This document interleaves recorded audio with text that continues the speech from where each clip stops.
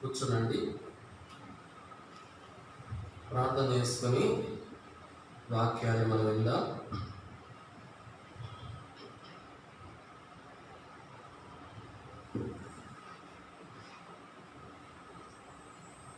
పరిశుద్ధుడైన మా తండ్రి,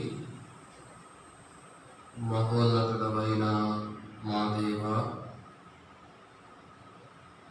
మహిమ కలిగినటువంటి మా రాజా, మీ పాద సన్నిధిలో చేరి మీ ప్రియ కుమారుడు మా రక్షకుడైన యేసుక్రీస్తు నామమున మీకు స్తోత్రమును చెల్లిస్తూ ఉంటున్నాను. ఇంతవరకు ఈ పరిచర్యలో మీరు మాకు సహాయం చేస్తూ వచ్చిన విధానం కొరకై మీకు స్తోత్రములు. ఆరాధనలో భాగంగా ప్రభు బలను సమీపించకమునకు మీ వాక్యం ద్వారా మాతో మీరు మాట్లాడుతున్నామని మీకు మనవి చేస్తూ ఉంటున్నాను. అయోగ్యులను నిష్ప్రయోజకులను మీ సన్నిధి నిలిచి పరిచర్య చేయటం కొరకై ఏమాత్రం కూడా తగిన వాళ్ళని కాను. మీరు నన్ను జ్ఞాపకం చేస్తున్నాను. మీ ఆత్మతో నింపని నాయన, అభిషేకించి మీరు వాడుకున్నాను తండ్రి. నీవు పలకవలసిన దాన్ని బోధించదనని మీరు సెలవిచ్చిన మాటను ఓ ప్రభువా, మీరు నా పక్షంగా నెరవేర్చని నాయన. దయగల తండ్రి, మీ పరలోకపు సింహాసనం నుండి మీ స్వరాన్ని మాకు వినిపించండి. దేవ, మా అందరితో నీ వాక్యం ద్వారా మాట్లాడుతారండి. మీ వాక్యం ద్వారా మేమెంతో ఆదరించబడ్డానికి, ధైర్యపరచబడ్డానికి, బలపరచబడ్డానికి మీరే కృపను అనుగ్రహించండి. సరి చేసుకుని యోగ్యముగా బలలో పాల్గొని పొందడానికి మీ కృపను కాయించండి. మీ ప్రజల వాక్యం మీద మనసు నుంచి శ్రద్ధతో వాక్యాలు విని మీరు పొందినట్లుగా మీరే కార్యం చేయండి. యేసుక్రీస్తు ప్రభువు నామమున ప్రార్థించి స్తుతించి వేడుకొనుచున్నాము తండ్రి, ఆమేన్.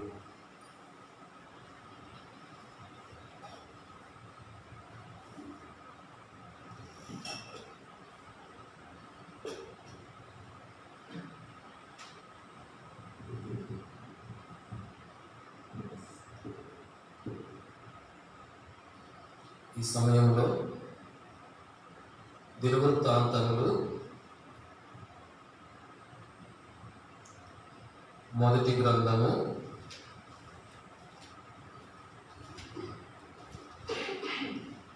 28వ అధ్యాయం. దినవృత్తాంతములు మొదటి గ్రంథము 28వ అధ్యాయము 19వ వచనాన్ని మనమందరం కలిసి చదువుకుందాం. 28వ అధ్యాయము 19వ వచనాన్ని మనమందరం కలిసి చదువుకుందాం. ఇది అన్నీ అప్పగించి యెహోవా హస్తము నా మీదికి వచ్చి ఈ మచ్చుల పని అంతయు వ్రాత మూలముగా నాకు నేర్పెను అని సొలొమోనుతో చెప్పెను. మనము చదువుకుంటూ వచ్చిన ఈ వాక్య భాగంలో యెహోవా హస్తము అనే మాటను మనము గమనిస్తూ ఉంటున్నాం. ఏ మాట? యెహోవా హస్తము. యెహోవా హస్తము ద్వారా మనకు ఎన్నో ఆశీర్వాదాలు అనుగ్రహించబడుతూ ఉంటున్నాయి. ఎవరైతే రక్షణ పొందకుండా ఉన్నారో అలాంటి వారిని ఆ ప్రభు యొక్క హస్తము రక్షించేదిగా ఉంది. వాక్యములో రాయబడి ఉంది, రక్షింపనేరకయున్నట్లు యెహోవా హస్తము కురచ కాలేదు అని వాక్యములో రాయబడి ఉంది. యెహోవా హస్తము పాపములో ఉన్నటువంటి మనుషులను రక్షించేదిగా ఉంది. కాబట్టి ఎవరైతే పాపములోనే ఉండి పాపాన్ని బట్టి నరకానికి పాత్రులుగా ఉన్నారో వారు యేసుక్రీస్తు ప్రభువునందు విశ్వాసం ఉంచి పశ్చాత్తాపముతో పాపాలు ఒప్పుకుంటే, క్షమించమని ప్రభుని వేడుకుంటే ఆ ప్రభు యొక్క హస్తము వారిని రక్షిస్తుంది. నరక శిక్ష నుంచి రక్షించి ఎల్లప్పుడూ సంతోషం ఉండి పరలోకానికి వారసులుగా చేస్తుంది. ప్రభు యొక్క హస్తము పాపిని రక్షించే హస్తము. పాపికి రక్షణ ఇవ్వడానికి ఆ ప్రభు తన యొక్క హస్తాన్ని చాచి పిలుస్తా ఉన్నాడు. ఆయనతో వస్తే ఆ ప్రభు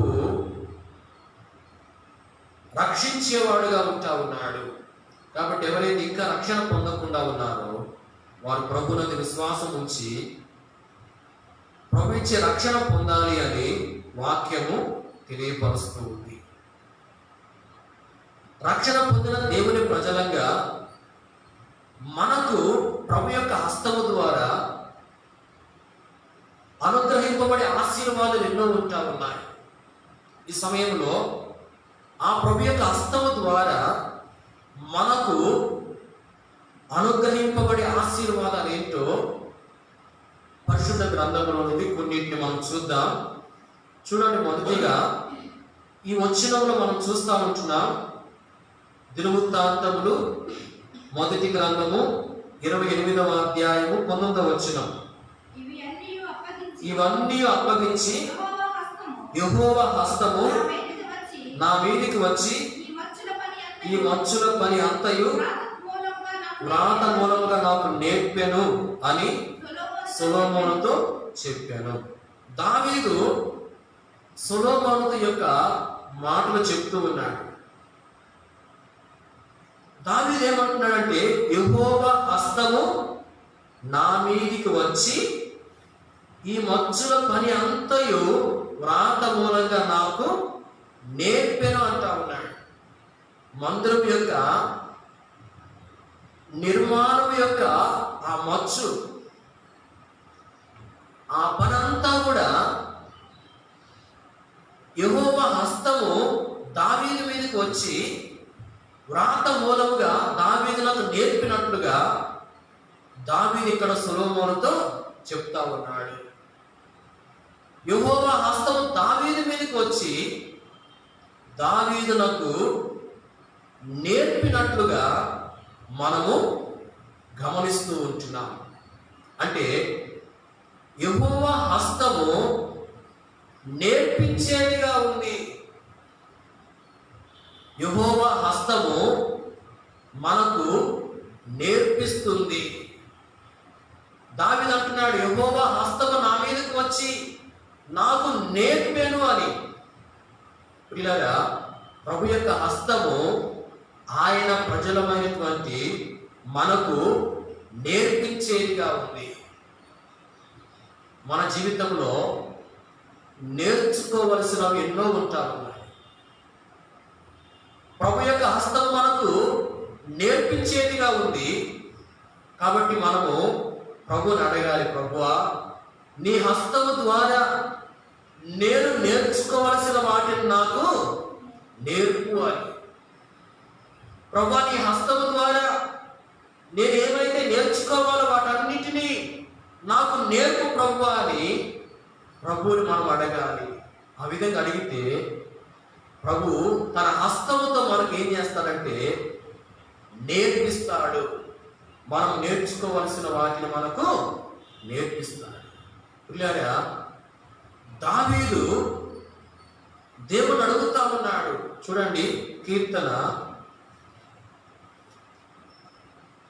143వ కీర్తన 10వ వచనం. 143. నీవే నా దేవుడవు, నీ చిత్తానుసారంగా ప్రవర్తించుటకు నాకు నేర్పుము. దయగల నీ ఆత్మ సమభూమి గల ప్రదేశమందు నన్ను నడిపించునుగాక. ఇక్కడ దావీదు దేవుని అడుగుతున్నాడు, నాకు నేర్పుము అని. పిల్లలు ఎంతో మరి గొప్ప రాజు, ఆయన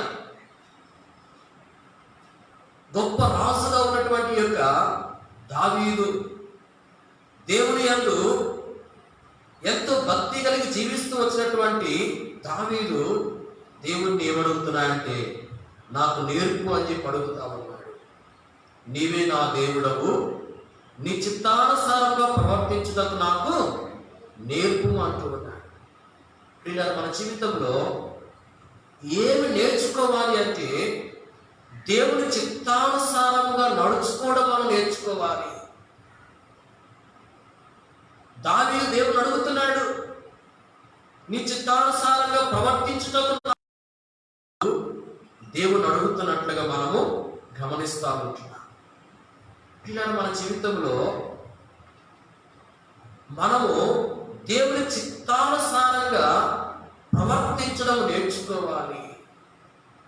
దావీదు అడిగినట్లుగానే మనం కూడా దేవుణ్ణి అడగాలి. ప్రభువా, నీ చిత్తానుసారంగా ప్రవర్తించడం నాకు కూడా నేర్పించు అని ప్రభువును మనం అడగాలి. ఆ విధంగా ప్రభు యొక్క హస్తము ద్వారా మనము ప్రభు యొక్క చిత్తానుసారముగా ప్రవర్తించడము నేర్చుకోవాలి. ప్రభు యొక్క హస్తం మనకు నేర్పిస్తుంది. ప్రభుని మనం వేడుకుంటే, ప్రభు నీ చిత్తానుసారంగా ప్రవర్తించడం నాకు నేర్పించు అని ప్రభుని అడిగితే, ప్రభు యొక్క హస్తము ద్వారా ప్రభు ఏం చేస్తాడు, మనకు నేర్పిస్తాడు. ఆ విధంగా ప్రభు చిత్తానుసారంగా మనము ప్రవర్తించడం నేర్చుకుంటే మనకు కలిగే ఆశీర్వాదాలు ఎన్నో ఉంటా ఉన్నాయి. ప్రాముఖ్యంగా ప్రభు చిత్తానుసారంగా మనము ప్రవర్తించడం ద్వారా మనకు కలిగే మేలేంటంటే, యేసుక్రీస్తు ప్రభు గెత్సెమనే తోటలో తండ్రికి ప్రార్థన చేస్తా వచ్చాడు. ఈ గిన్నె నా యుద్ధ నుండి తొలగించడం నీ చిత్తమైతే తొలగించు, నా ఇష్ట ప్రకారం కాదు, మరి నీ ఇష్టమైతేనే తొలగించు అని ప్రార్థన చేస్తా వచ్చాడు. ఆ విధంగా యేసు ప్రభు తండ్రి యొక్క చిత్తానికి తను అప్పగించుకుని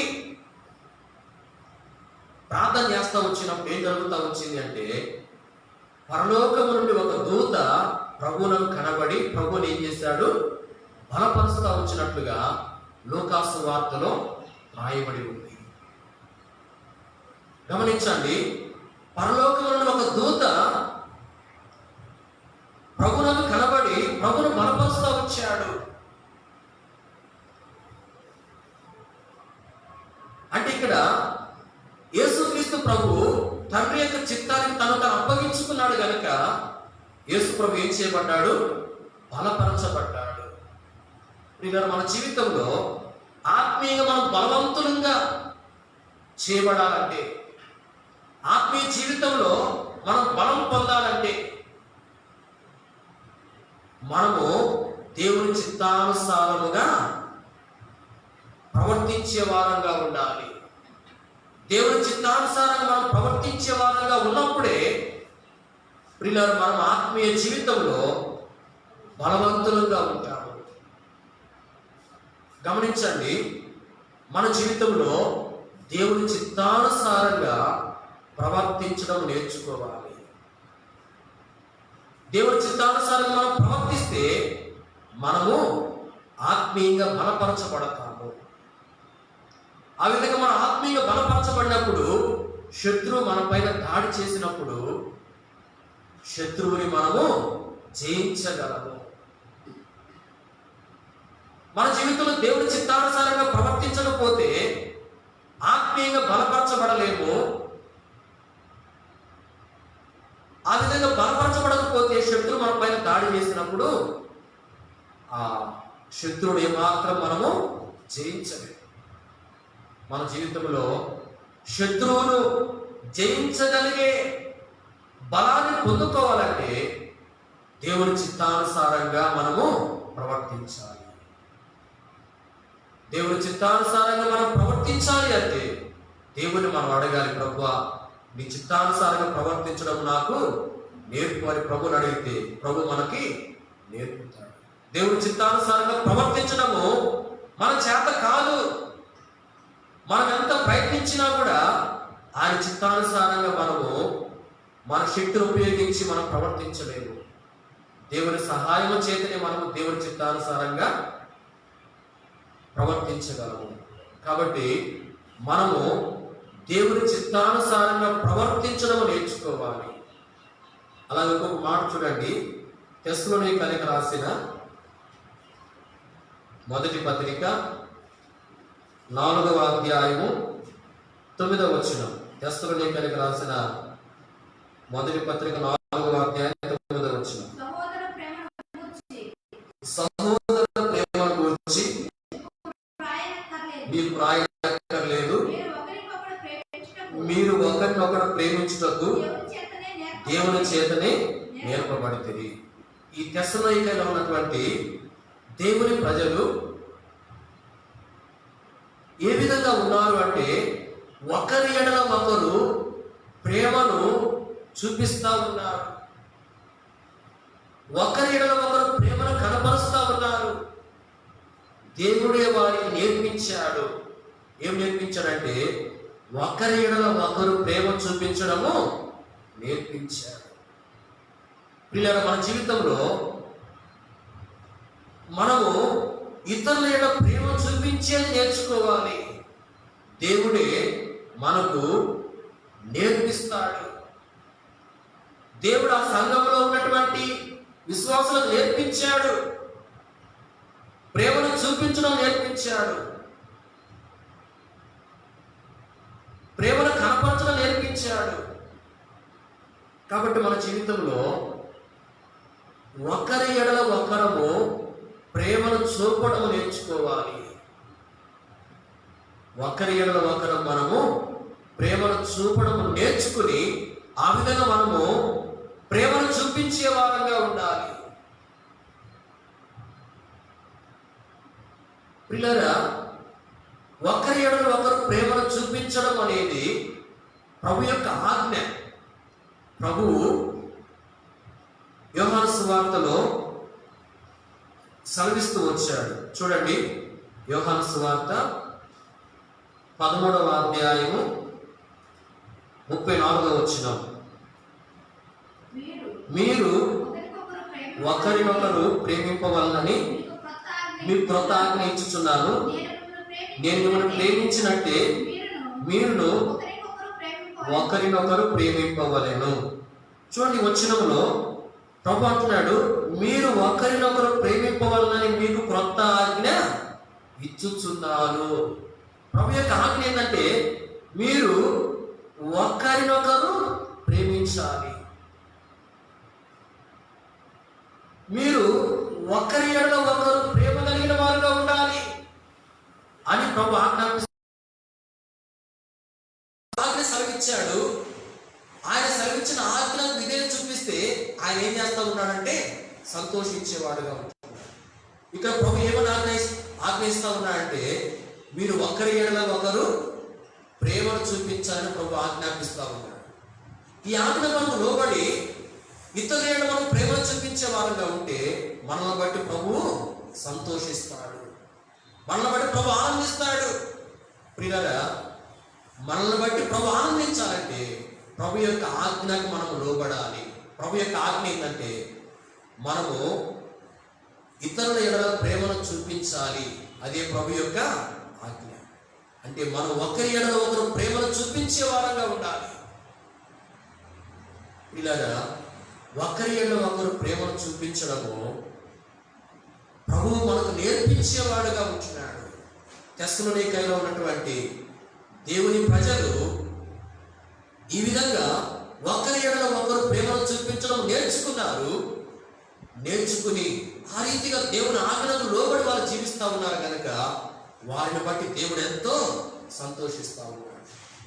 కాబట్టి మనల్ని బట్టి కూడా దేవుడు సంతోషించాలంటే దేవుని యొక్క ఆజ్ఞలకు లోబడి ఒకరి ఎడల ఒకరు మన ప్రేమను చూపించే వారంగా ఉండాలి.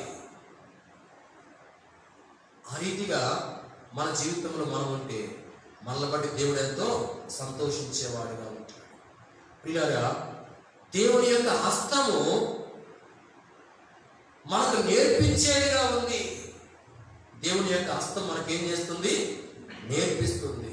మనము నేర్చుకోవలసిన విషయాలు రెండు చూస్తా వచ్చాం. ఏం నేర్చుకోవాలి? మొదటిగా దేవుని యొక్క చిత్తానుసారంగా ప్రవర్తించడము నేర్చుకోవాలి. దేవుని చిత్తానుసారంగా మనం ప్రవర్తిస్తే మనము ఆత్మీయంగా బలపరచబడతాము. రెండవది మనం ఏం నేర్చుకోవాలి? ఒకరి ఎడల ఒకరము ప్రేమ చూపించడం నేర్చుకోవాలి. ఆ విధంగా ఒకరి ఎడల ఒకరు ప్రేమను చూపించడం అనేది ప్రభు యొక్క ఆజ్ఞ.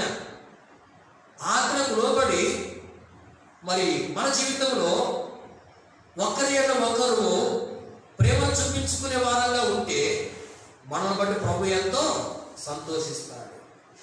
కాబట్టి మన జీవితంలో ఇతరుల ఎడల ప్రేమను చూపించడం నేర్చుకోవాలి. కాబట్టి ప్రభువుని అడగాలి. ప్రభు యొక్క హస్తం మనకు నేర్పించేదిగా ఉంది కనుక ప్రభుని మనం అడగాలి. ప్రభువా, నీ చిత్తానుసారంగా ప్రవర్తించడం నాకు నేర్పించు. ప్రభువా, ఇతరులను ప్రేమించేది నాకు నేర్పించు. ఇతరుల యొక్క ప్రేమను చూపించేది నాకు నేర్పించు ప్రభువా అని ప్రభుని మనం అడగాలి. ఆ విధంగా అడిగితే ఆ ప్రభు తన హస్తముతో మనకు నేర్పిస్తాడు. ఆయన చిత్తానుసారంగా ప్రవర్తించడం నేర్పిస్తాడు. ఇతరుల యొక్క ప్రేమను చూపించడం మనం నేర్పిస్తాడు.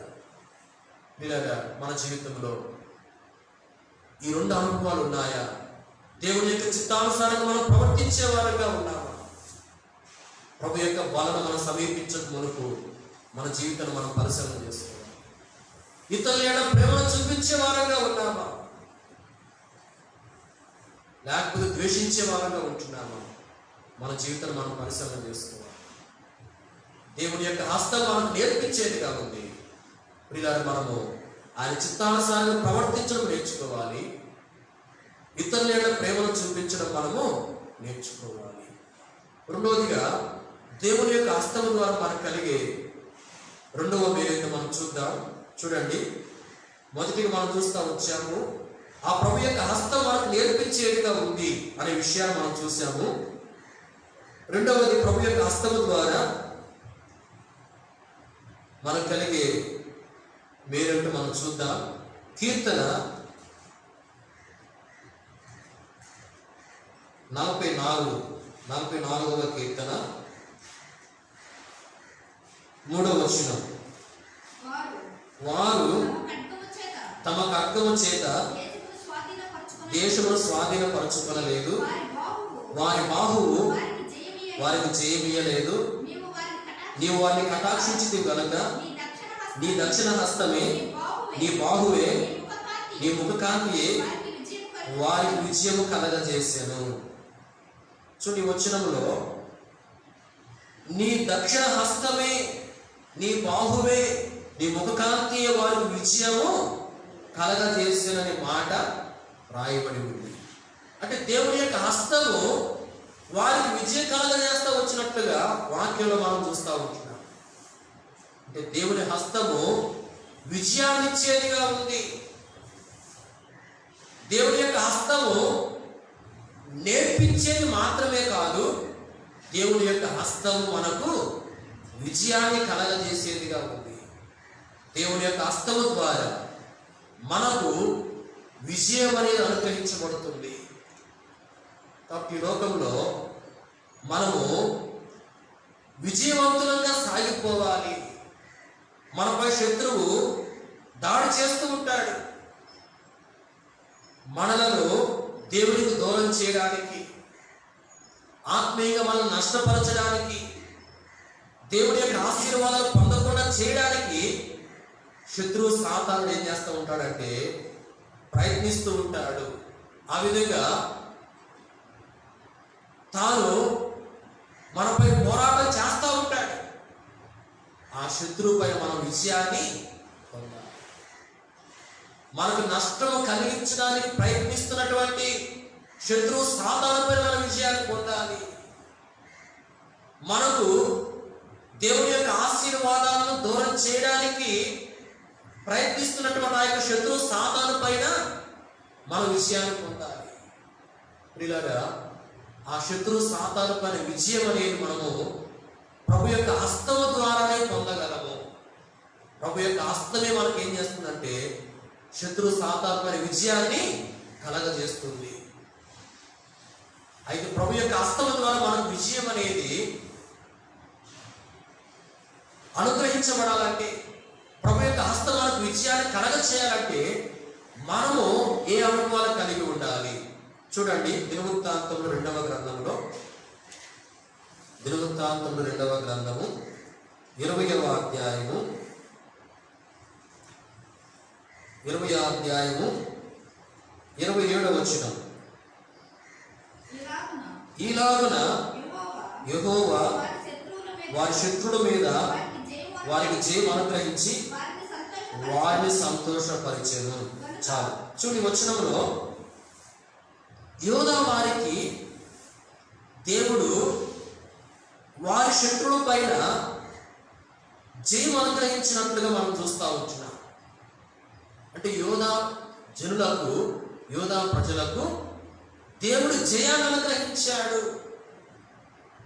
మోయాబీలు, అమ్మోనీయులు, మెయోనీయులు కొందరు ఈ యోధా రాజ్యం మీదకి వచ్చారు యెహోషాపాతు రాజుగా ఉన్న దినాల్లో. ఈ శత్రువుల పైన, ఈ మోయాబీల పైన, అమ్మోనీయుల పైన, మరి షేయరు మన్యవాసుల పైన దేవుడు యోధా ప్రజలకు జయాన్ని అనుగ్రహించాడు. కారణం ఏంటి అంటే, పిల్లగా ప్రాముఖ్యంగా ఈ యొక్క అధ్యాయంలో మనం చూస్తూ ఉంటున్నాం, దేవుణ్ణి స్తుతించడము వాళ్ళు మొదలు పెట్టారు. శత్రువులకు ఓటమి కలుగుతూ వచ్చింది. చూడండి, 22వ వచనం.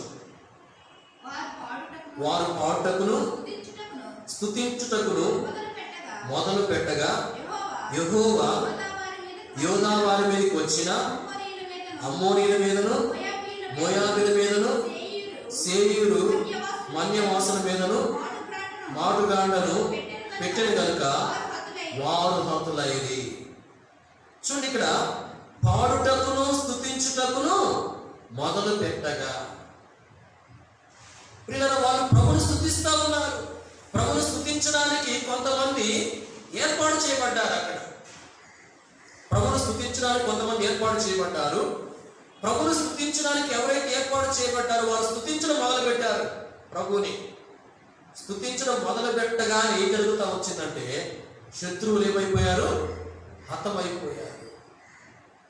యోధా ప్రజలకు శత్రువుల పైన జయం అనేది అనుగ్రహించబడింది. పిల్లరా, స్తుతించడం ద్వారా శత్రువు పైన జయాన్ని పొందినట్లుగా మనం గమనిస్తూ ఉంటున్నాం. వాళ్ళు ఎప్పుడు స్తుతించారు? వారు ఎంతో కష్టంలో ఉన్నారు. శత్రువులు మరి వారి యొక్క రాజ్యం మీదకి దండెత్తి వచ్చారు. ఆ విధంగా శత్రువులు దాడి చేసినప్పుడు వారెంతో కష్టంలో ఉన్నారు. ఆ కష్టం నుండి దేవుడు వారిని ఇంకా విడిపించలేదు. వారు కలిగిన ఆ కష్టాన్ని ఇంకా తొలగించలేదు. ఆ కష్టాన్ని తొలగించడం మునిపి వారు దేవుని స్తుతిస్తూ ఉన్నారు. దేవుడు ఇంకా మేలు చేయక మునిపి వారు దేవుని స్తుతిస్తూ ఉన్నారు. మేలు చేసిన తర్వాత కాదు, దేవుడు మేలు చేయకముందే, సహాయం చేయకముందే వారు ముందే వారు దేవుడు స్తుతిస్తా ఉన్నారు. దేవుడు ఏం చేశాడంటే వారు ఆ విధంగా స్తుతించడం ద్వారా శత్రువుల పైన జయాన్ని అనుగ్రహించాడు. కాబట్టి మన జీవితంలో శత్రువు పైన జయాన్ని మనం పొందాలంటే ప్రభువును స్తుతించాలి. మేలు చేసినప్పుడు ప్రభువును స్తుతించడం అంటే అందరూ చేసేది. ప్రభు మేలు చేయక మునిపే ప్రభువును స్తుతించాలి. ప్రభు మనకు సహాయం చేయక మునిపే ప్రభువును స్తుతించాలి. ప్రభు మన అక్కర తీర్చక ముందే ప్రభువును స్తుతించాలి. ప్రభు మనకున్న కష్టాలు తొలగించక ముందే ప్రభువును స్తుతించాలి. అంటే వాళ్ళు దేవుడు సహాయం చేయక ముందే ప్రభువును స్తుతించారు అంటే వారు ఇంకా కష్టంలోనే ఉన్నారు. ఆ కష్టంలోనే ప్రభువును స్తుతించారు కాబట్టి దేవుడు విజయం ఇచ్చాడు. ఏబు జీవితాన్ని కూడా మనం గమనించినప్పుడు ఏబునకు నష్టం కలిగింది. కుమారులు కుమార్తెలు అందరూ చనిపోయారు. మరి ఆస్తి అంతా పోయింది. ఏం చేస్తున్నాడు ఏబు? యెహోవా ఇచ్చిన యెహోవాయే తీసుకుని పోయి యెహోవా నామమునకు స్తుతి కలుగునుగాక అని పలుకుతా వచ్చాడు. అంటే నష్టంలో దేవుని స్తుతించాడు. ఏబును శోధించినటువంటి సాతాను ఏం చేయబడ్డాడు? ఓడిపోయాడు. సాతానుకి ఓటమి. సాతానుడు ఏబు జీవితంలో మనం చూస్తూ ఉంటున్నాం, ఓడిపోయాడు సాతానుడు. ఏబును శోధించినటువంటి సాతానుడు ఓడింపబడ్డాడు. కారణం ఏంటంటే ఏబు నష్టంలో కూడా దేవుని స్తుతించాడు. మనపై దాడి చేసే శత్రువు సాతానుడు. ఓడిపోవాలంటే మనం జయాన్ని పొందాలంటే మనము ప్రభువుని స్తుతించాలి. కష్టంలో ప్రభువుని స్తుతించాలి, బాధల్లో ప్రభువుని స్తుతించాలి, నష్టాల్లో ప్రభువుని స్తుతించాలి. అన్ని సమయాల్లో ప్రభువుని స్తుతించే వాళ్ళని మనం ఉన్నప్పుడు ప్రియులారా శత్రువు పైన మనం విజయాన్ని పొందగలము. కాబట్టి స్తుతించడం ద్వారా ప్రభు యొక్క హస్తం మనకు శత్రువుపై విజయాన్ని కలగజేస్తుంది. కాబట్టి కష్టాలు వచ్చినా ప్రభువును స్తుతించాలి, బాధలు వచ్చినా ప్రభువును స్తుతించాలి, నష్టం కలిగిన ప్రభువుని మనము స్తుతించాలి. అప్పుడే ప్రభు యొక్క హస్తం మనకు విజయాన్ని కలగజేస్తుంది. అలాగే విజయాన్ని పొందడానికి మనం చేయవలసిన ఇంకొక పని ఏంటో మనం చూద్దాం. చూడండి, దినవృత్తాంతములు మొదటి గ్రంథం 5వ అధ్యాయం. దినవృత్తాంతములు మొదటి గ్రంథము 5వ అధ్యాయము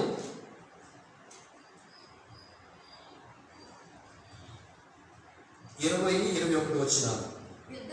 యుద్ధమందు వారు దేవునికి మొరపెట్టగా ఆయన మీద వారి నమ్మిక ఉంచినందున ఆయన వారి మొర ఆలకించిన గనుక వారిని జయించుటకు వారికి సహాయము కలిగెను. ఇక్కడ గాదీలు, రూబేనీలు, మనిషి అర్థగోత్రపు వాళ్ళు వేరే జనాంగం మీద యుద్ధానికి వెళ్ళారు. ప్రియులారా, ఆ యుద్ధము జరిగే సమయంలో ఈ గాదీలు, రూబేనీలు, మనిషి అర్థగోత్రపు వాళ్ళు దేవుని మీద నమ్మిక ఉంచి దేవునికి మొరపెట్టారు. కాబట్టి ఆ శత్రువులను జయించడానికి దేవుడు వీరికి సహాయం చేస్తా వచ్చాడు. అంటే ఈ రూబేనీలు, గాదీలు, మనిషి అర్థగోత్రపు వాళ్ళు శత్రువుల జయాన్ని పొందారు. దేవుని మీద నమ్మిక ఉంచి మొరపెట్టడం ద్వారా వాళ్ళు జయాన్ని పొందినట్లుగా మనము గమనిస్తూ ఉంటున్నాం. దేవుడు వారికి జయాన్ని అనుగ్రహించాడు. వారి జీవితంలో వారి బలాన్ని వారు నమ్ముకోలేదు. అలాగే వారి దగ్గర ఉన్నటువంటి యుద్ధాయుధాన్ని వారు నమ్ముకోలేదు. మాకున్నటువంటి బలమే మాకు శత్రువు పైన విజయాన్ని ఇస్తుంది అని వాళ్ళు వారి బలాన్ని నమ్ముకోలేదు. మా దగ్గర ఉన్నటువంటి ఈ ఆయుధాలే మాకు శత్రువుపై విజయం ఇస్తాయని చెప్పి ఆ యొక్క ఆయుధాన్ని నమ్ముకోలేదు. ఎవరి మీద నమ్మిక ఉంచారు? దేవుని మీదే నమ్మిక ఉంచారు. మా బలం కాదు, మా ఆయుధాలు కాదు, మా జ్ఞానం కాదు, దేవుడే మాకు విజయాన్ని ఇస్తాడు అని చెప్పి వారు దేవుని మీద నమ్మిక ఉంచి దేవునికి మొరపెట్టారు.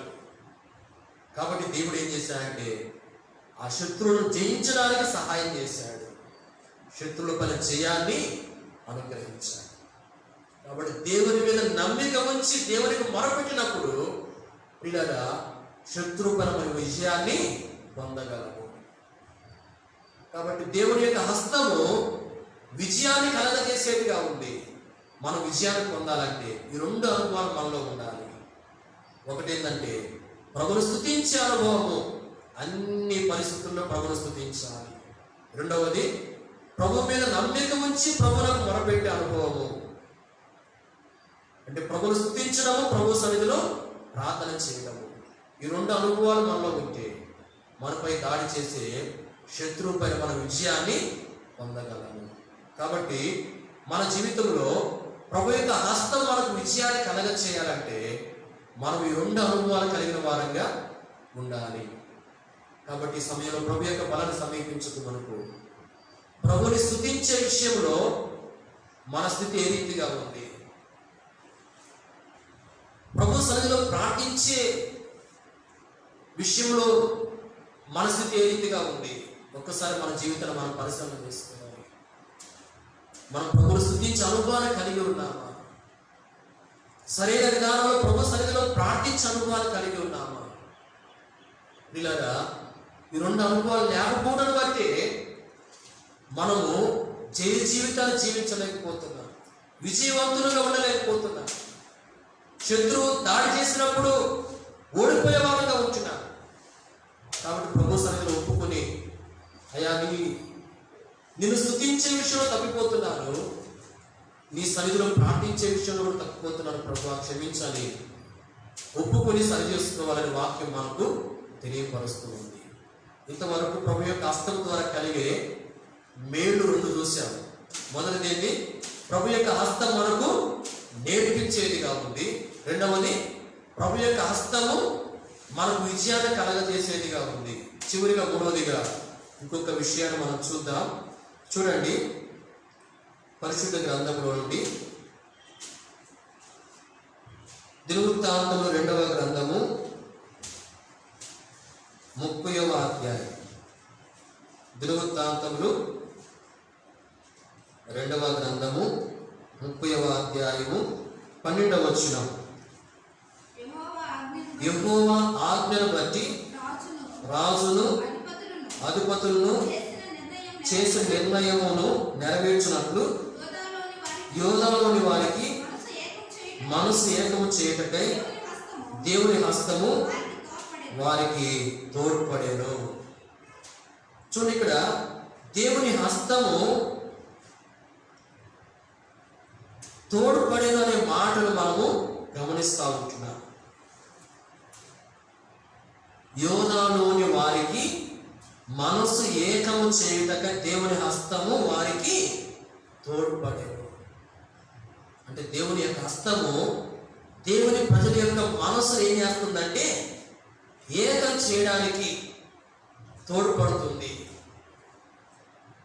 అంటే దేవుని యొక్క హస్తము దేవుని యొక్క ప్రజలను ఏకం చేసేదిగా ఉంది. దేవుని ప్రజలు ఏకముగా చేయబడడానికి దేవుని హస్తము తోడ్పడుతుంది. ఇలాగా మన జీవితంలో దేవుని యొక్క హస్తము ద్వారా దేవుని ప్రజలమైనటువంటి మనము ఏకము చేయబడాలి. మన మనసులో ఏకం కావాలి. యోధాలోని వారికి మనస్సు ఏకము చేయుటకై దేవుని హస్తం వారికి తోడ్పడినని చెప్పి ఇక్కడ రాయబడి ఉంది. యోధాలోని వారికి మనస్సు ఏకం చేస్తా ఉంది. అంటే వారందరి మనసులను దేవుని హస్తం ఏం చేస్తుందంటే ఏకం చేస్తా ఉంది. కాబట్టి మన జీవితంలో దేవుని యొక్క హస్తము దేవుని ప్రజలమైనటువంటి మన మనస్సులను ఏకం చేసేదిగా ఉంటుంది కనుక ప్రభువా, నీ హస్తము ద్వారా నీ ప్రజలమైనటువంటి మా మనస్సులను ఏకం చేయమని ప్రభువుని అడగాలి. ఆ విధంగా మనము ఏక మనస్సు కలిగినటువంటి వారంగా ఈ లోకంలో జీవించాలి.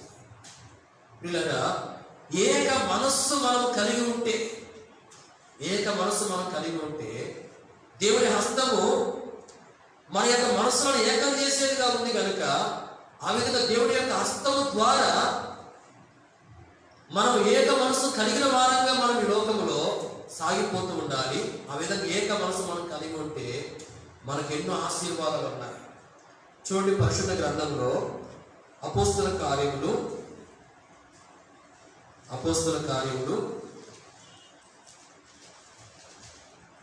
4వ అధ్యాయం.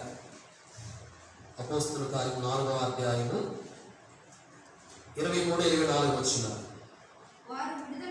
వారు విడుదల నుండి తమ స్వజనుల యొద్దకు వచ్చి ప్రధాన యాజకులను పెద్దలను తమతో చెప్పిన మాటలన్నింటినీ వారికి తెలిపిరి. వారు విని ఏక మనసుతో దేవునికి బిగ్గరగా మొరపెట్టిరి. చాలు. చూడండి, వచనాల్లో పేతురు యోహానులను ప్రధాన యాజకులు పెద్దలు ఏం చేశారంటే బెదిరించారు. యేసు క్రీస్తు నామాన్ని బట్టి మీరు బోధించకూడదు, యేసు ప్రభు యొక్క నామాన్ని బట్టి ఎలాంటి సూచక్రియలు మీరు చేయకూడదు అని బెదిరిస్తా వచ్చారు. యేసు క్రీస్తు నామాన్ని బట్టి మీరు బోధించకూడదని వాళ్ళు ఎంతో బెదిరిస్తా వచ్చారు. పిల్లరా, ఈ పేతురు యోహానులు మిగతా సహోదరుల దగ్గరకు వచ్చి ఆ విషయాన్ని ఆ సహోదరులతో చెప్పారు. వాళ్ళు ఏం చేశారంటే, వారు విని ఏక మనసుతో దేవునికి బిగ్గరగా మొరపెట్టినట్లుగా మనం చూస్తూ ఉంటాం. అంటే ఇక్కడ సమస్య వచ్చింది. యేసుక్రీస్తు ప్రభువారు మీరు నాకు సాక్షులుగా ఉంటారు, మీరు వెళ్ళి నా నామాన్ని ప్రకటించండి అని వారికి సెలవిచ్చాడు.